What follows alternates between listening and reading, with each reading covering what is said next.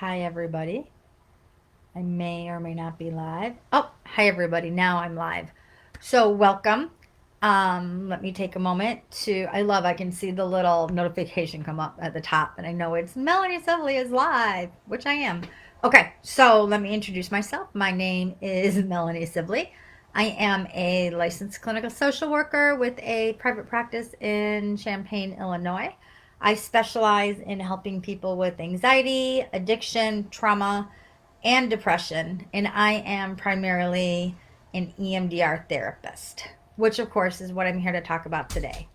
So, first, because I feel like EMDR is a huge topic, and I always get a little amped up when I start Facebook Lives, we're going to start with just a little bit of 478 breathing, and that will slow me down. And hopefully, if you need it, it will help slow you down so that I will be able to communicate what I'm trying to communicate more effectively and you will be able to hear. If you're already slowed down, that's great. Just work with me.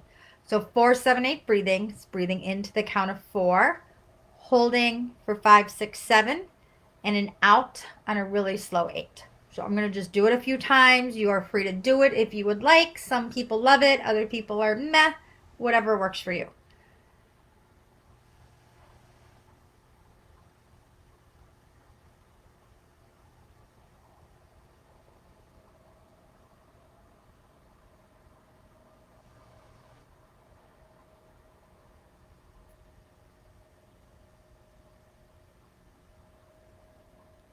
Okay, so thank you.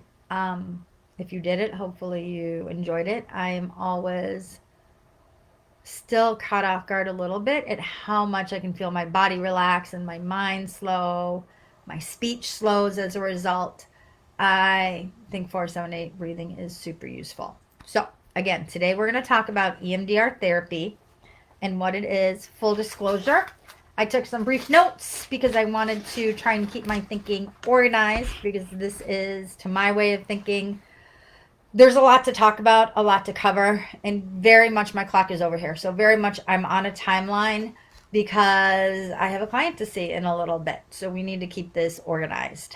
So, EMDR stands for eye movement desensitization and reprocessing. It is a therapeutic tool that was discovered, invented, however you want to put it, in the 90s.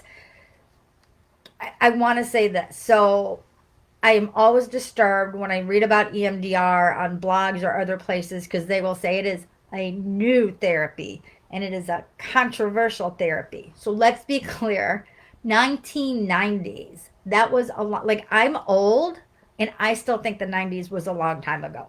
So this is not new in any way, shape, or form. And it baffles me about why it's called new.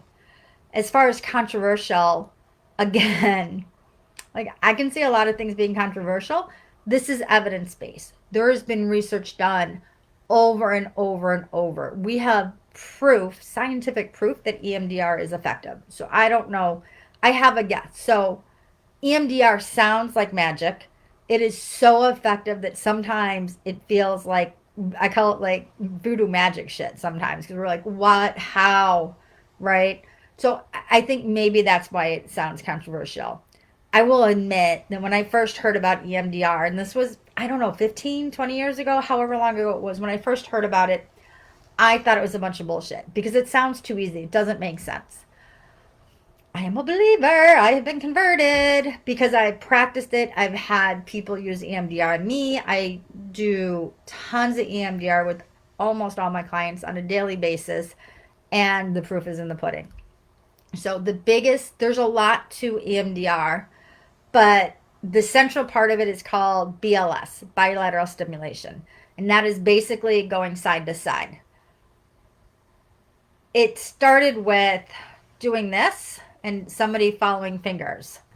Since then, it has moved on. You can get a light bar, which is what I have at work that I used to use almost exclusively back when I saw people in person. Since I've been doing all teletherapy because of COVID, we're doing tapping. So still BLS, bilateral stimulation, or like this. So bilateral stimulation. I know it sounds bizarre. It does something in the brain. It helps process things in the brain and it helps shift things. We don't know why it works. The current guess is that it is similar to REM sleep. So, you know, when you're sleeping and your eyes are going back and forth and you're processing memories or whatever. So, the current theory is it's similar to that. We don't know what it does in the brain. But again, there's tons of research that shows that it is effective. Okay, so the biggest thing EMDR is known for is single incident trauma, PTSD, things like sexual assault. So if you have been sexually assaulted and when you think about that memory and it's like you're right back into it and you feel all the horror and the shame and the all that ick, EMDR takes that memory and it moves it from that technicolor reliving it feeling with all those big feelings and all the big emotions and all the big everything that goes with it that's unprocessed, and it moves it from technicolor to black and white. Does not make the memory go away. It does not make it a not bad memory, but it's no longer that reliving horrific memory. That's the best way. So sexual assaults, car accidents, a really bad car accident, so that every time you get in a car you have that panic reaction. Or I've been more than one accident on black ice. So it used to be whenever there's black ice, I would start having that memory come back up and seeing the world through the memory of black ice car accidents. It takes those and it puts them to rest. Natural disasters, people that suffered through Hurricane Katrina, excellent for EMDR. I will tell you, I am fairly confident that this pandemic is causing a lot of trauma to everybody, myself included, right? So at some point, these memories that are not getting processed, that we're getting stuck in, will need to be reprocessed. Like, I don't know, going into a store without hand sanitizer and having that cause extreme anxiety. That's going to be a trauma memory that needs to be reprocessed. So, yeah, COVID-19 is going to be a huge trauma for most of the world, is my guess. So that is something that we could work with. And then war vets, veterans that have survived combat, survived all the horrors. EMDR is proven, it's probably best practices. It's probably one of the best things that we can do to help reprocess those memories and let our vets be easy about the things that they saw and they experienced. So that is, most people, when you hear EMDR, that is what people think. Those, not easy, but single incident PTSD traumas, the big T's, so to speak. But it's also good for the small T's. And the small traumas are like our bodies, we don't get to pick what our brains say is trauma and what isn't. Like it just happens. And again, we don't necessarily know why something doesn't get reprocessed and why it gets stuck as a trauma and other things don't. But we know that it happens. So let's do this. So let's say, usually when you experience things, you have the memory and your brain will strip out all the parts that is useful. So we'll do like school. So if you were to walk into a classroom, your brain would be like, that's the chalkboard, that's where you write information, those are the seats for the kids, that desk over there is the teacher. And your brain kind of sorts through everything based on these old memories that you've had that have been processed and stored away in filing cabinets in your brain. When memories get stuck, we don't necessarily take that information and put it away neatly. We kind of have this whole undigested memory. So a not uncommon small T trauma is, we'll say, the first day of kindergarten. It's so sad. Like, I feel so sorry for babies that that's a trauma for them. But it is. It really is. So they might walk into a classroom and they might suddenly feel really scared or really insecure or just have like big feelings that don't make any sense. So their brain didn't say, this is a classroom and, you know, these are all the things. The brain has this memory and then we see the lens. We see our current events through that lens. What reprocessing does, EMDR in its biggest, most defined way, is it takes that stuck, unprocessed memory. So first day kindergarten. And if we're to pull that up for somebody where that isn't reprocessed, it would be like they would feel small. They would just have small kid memories. They'd be like, it was scary. I was powerless. My mom abandoned me. I didn't, you know, all these icky feelings and thoughts, and especially the negative thoughts, the thoughts that never quite got processed, right? Because it is scary. For most kids, probably first day of school is scary. But then their brain reprocesses it and says, yes, this was scary, but it was fine and everything worked great. Sorry, Siri just got, I hate when that happens. But with unprocessed memories, it just stays in that scary unprocessed place. So we do a lot of stuff. We set up the memory, we do some other stuff, we reprocess, and we go from scary, threatening, abandoned little girl memories to remembering this as an adult and still knowing that that little girl was really scared and feeling sorry for her, but not feeling scared. Being like, yes, that was super scary. But you know what? I met my best friend in kindergarten, and my teacher was so nice. And even though I was crying and I was scared, she was adult to me. So, unprocessed, stuck, big feels to reprocess and have like learning opportunities come out of it. So, that's what EMDR does with small t traumas. It is also super useful for the more complex trauma. So, complex traumas would be things like somebody who was neglected. I feel like neglect is such a huge untalked about trauma, right? Developmental traumas. So, the person who, when they were a baby and they would cry and their diapers were dirty, mom never picked them up and changed them. And when they were getting ready to go to school, mom didn't, tend to them, whatever. So, the neglect traumas, and then physical abuse and emotional abuse, and of course sexual abuse, all those are those complex developmental traumas. Another really good example that I don't know that I thought about until I started doing EMDR is little kids who have serious illnesses and spend a lot of time in and out of the hospital. That's trauma. That's complex. It's trauma, right? Because it's a thread throughout their entire life. So those are a little bit more complex to work with. But again, EMDR can take those situations, take those memories, and take those feeling like you're alive in them and that there's something wrong with you. Like, I'm unloved, I'm unwanted, I'm unsafe, I'm powerless, I'm out of control. Take all those icky negative thoughts, and then we reprocess to, I've got this. I am safe. It is okay. Like, the memory is still horrible, but I lived through it and I'm safe now. Or it's not my fault. Or I am a good person. So we shift from that maladaptive, messed up memory that got stuck to a more healing, adaptive memory. We don't bullshit anybody.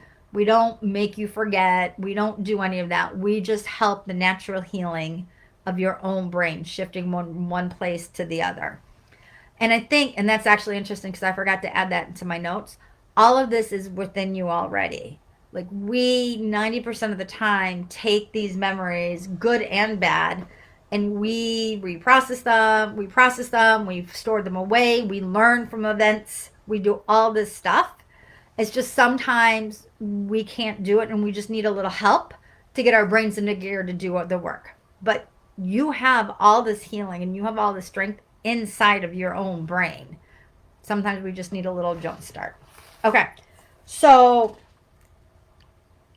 I'm checking my notes really fast. That's the kind of things that we work with. Trauma of all sorts, big and little. It helps a lot with anxiety. Um, I know EMDR can be effective for addiction. I have not worked with a client that's trying to recover from addiction and had that be the focal point at EMDR. I know the trainings are out there, and at some point that's something I'm super curious about, but I can't give you any more information. If anybody out there has had that experience and wants to share it, I would love to hear. Otherwise, more will be discovered later.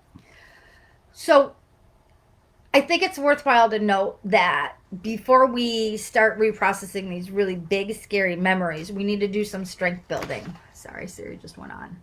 And we need to do some getting you ready to go through those memories, because it's intense. Re-experiencing those memories as we reprocess them is hard, exhausting work. This is not, I was gonna use a bigger word. This is not work for, you have to be strong to do this work, but we can get you to strong, right? One of my favorite things to do, and something that I do more sessions than not with clients now, is resource development.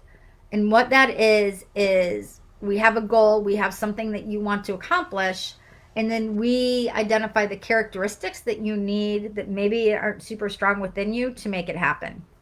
A great example, pre-COVID again, was, it was like end of fall semester. And again, I work with a lot of college students, so that's where this comes from.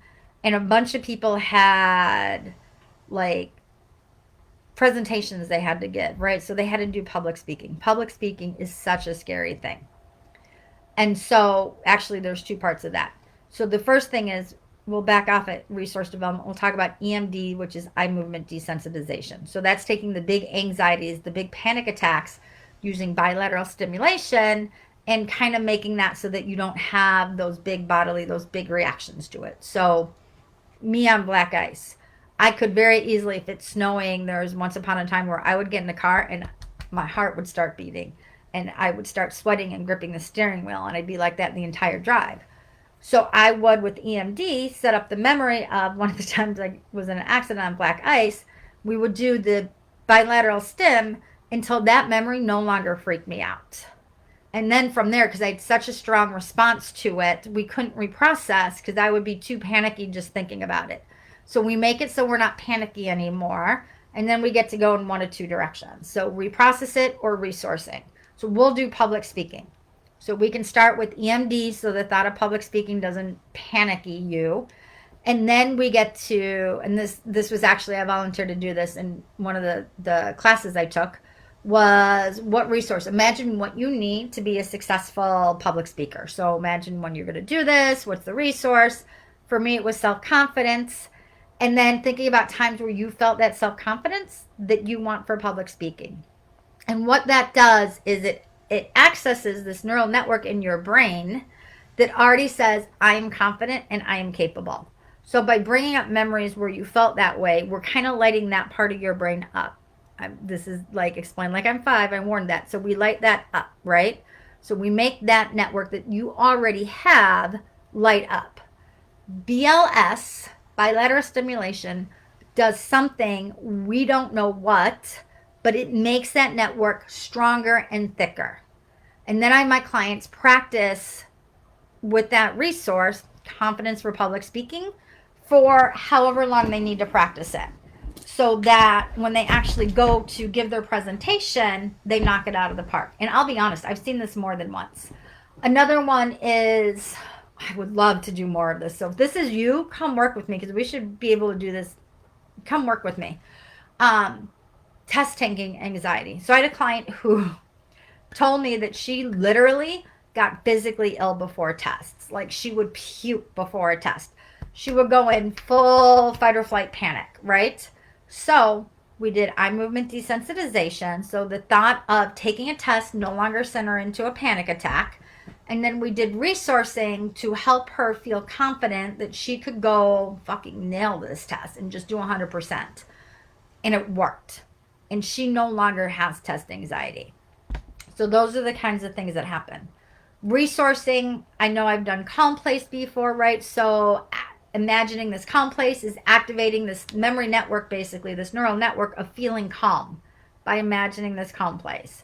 And then allowing you to re-access it when you're feeling distress so that you can have better tolerance of your emotions. That's a really clumsy way of saying it. But that is super important for if we're going to do this really hard memory work, this really hard reprocessing work, we need to make sure that you can manage your emotions. And if they start getting too big, you can re-access this calm place feeling and be okay. So those are ways that resourcing works. And again, I feel like it's something that I do almost every day now, literally. So it's finding those qualities that you have, but that you want to strengthen using the way we set up everything to kind of access that neural network, and then using BLS to strengthen that neural network. And then you practice with it so that you can access it easily and consistently. So it's like we're building a shortcut to that place. That's the best way I can explain it. Okay, let me double check. I think that's it. So we talked about EMDR, who it's for. I think it can benefit basically everybody. I'm a little in awe. EMDR is not a passive sport. So every class I've taken, everything I've done with the EMDR means that people practice on me as I practice on them. And I am amazed because I've done a lot of my own work. I've done a lot of therapy on my own, and I thought I'd put to bed most of my demons. And it shocks me how many things are still stuck and how much more reprocessing, how much more healing there is for me to do.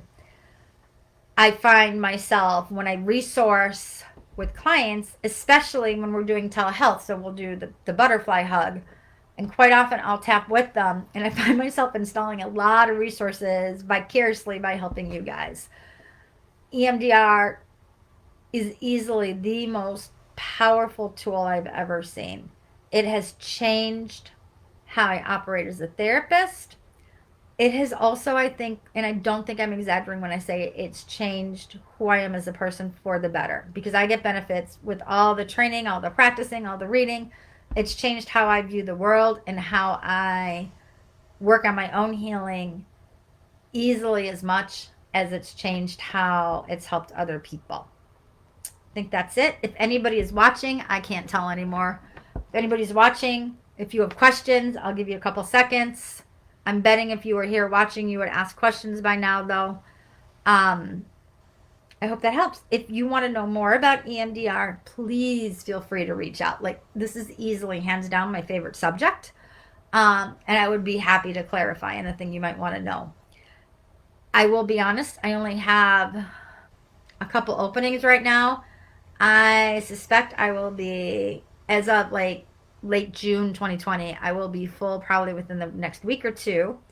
But if you want an EMDR therapist and either you don't want to work with me, say we're friends or you know me or something, or I'm full and I'm not taking new clients, I am happy to give you referrals for EMDR therapy. Like everybody can benefit to some degree or another from EMDR. I know that's a big statement, but I believe it. I am part of a larger therapist community within Champaign-Urbana. I am part of a larger EMDR consultation group. I feel like I have a pretty good handle on who the good EMDR therapists, who the skilled EMDR therapists are in Champaign-Urbana. So if you want an EMDR therapist, you can hit me up. If I'm full, which I think, whatever. If I'm full or if you don't want to work with me, I don't care if you don't want to work with me. That's fine. If you want a referral, ask me and I'm happy to pass on names of people that I think would be a good fit for you. Okay, that's it. Be healthy, be happy, be safe. If you want me to talk about something next week, please hit me up. Otherwise, I will make something up to talk about. I'll see you next week. Haha, let's do it that way so that I can sign off. Wait, because I'll look stupid holding that. All right, peace.